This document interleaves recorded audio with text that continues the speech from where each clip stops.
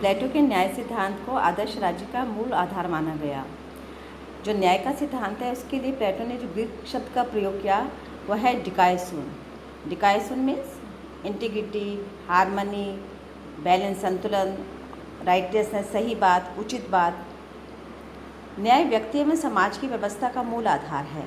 व्यक्ति जिसकी स्टडी हम किस पे करते हैं, छोटे या सूक्ष्म स्तर पर, माइक्रो लेवल पर, और समाज जिसकी का अध्ययन किस पे करते हैं, मैक्रो लेवल पर। किस पर? व्यष्टि, समष्टि के आधार पर। अर्थात व्यष्टि और समष्टि दोनों के संबंध का जो आधार है वो क्या बनेगा? न्याय का सिद्धांत बनेगा।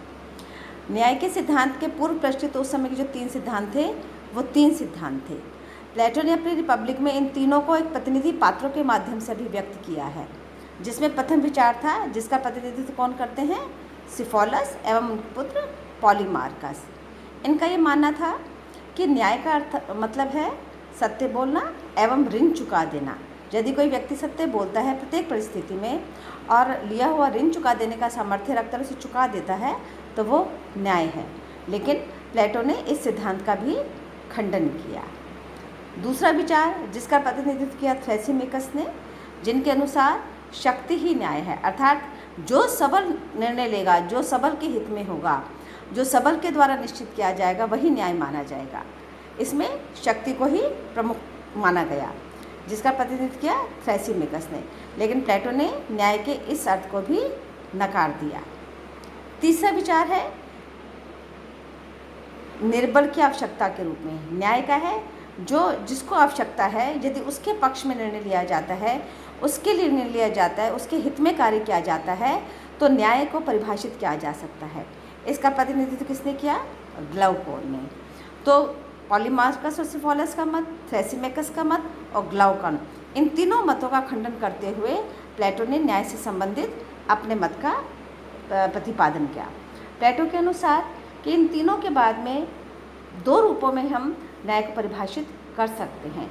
एक तो न्याय का सिद्धांत वो है जो आदर्श राज्य की अवधारणा के रूप में स्पष्ट किया जा सकता है। अर्थात किस प्रकार आदर्श राज्य के आधार के रूप में न्याय की स्थापना की जा सकती है या उसका कैसे आधार लिया जा सकता है। और दूसरा व्यक्ति एवं समाज, व्यक्ति एवं समाज के बीच में किस प्रकार संतुलन रखने के लिए इस सिद्धांत का पालन किया जा सकता है, इस सिद्धांत का आधार लिया जा सकता है। अर्थात प्लेटो के अनुसार न्याय सिर्फ आदर्श राज्य का आधार नहीं है, अपितु आदर्श राज्य के न्याय के आधार के लिए उसको निचले स्तर पर, निम्न स्तर पर व्यक्ति तक आना पड़ेगा। जब व्यक्ति के साथ न्याय होगा तब जाकर हम आदर्श राज्य की आधारशिला को तैयार कर सकते हैं। इस अर्थ में हम इसको 2 तरीके से समझ सकते हैं। जब हम आदर्श राज्य के आधार की बात करते हैं तो आदर्श राज्य का मूल आधार अगर न्याय के सिद्धांत को मानते हैं तो न्याय के सिद्धांत को के आधार पर आदर्श को स्थापित करने के लिए कुछ चीज़ों को हटाना होगा। वो कैसी होंगी? नकारात्मक। कुछ चीज़ों को स्थापित करना होगा, वो कैसी होंगी? सकारात्मक। तो जो नकारात्मक होंगी वो क्या चीज़ें होंगी? वो 2 जो होंगी जो व्यक्ति के हित को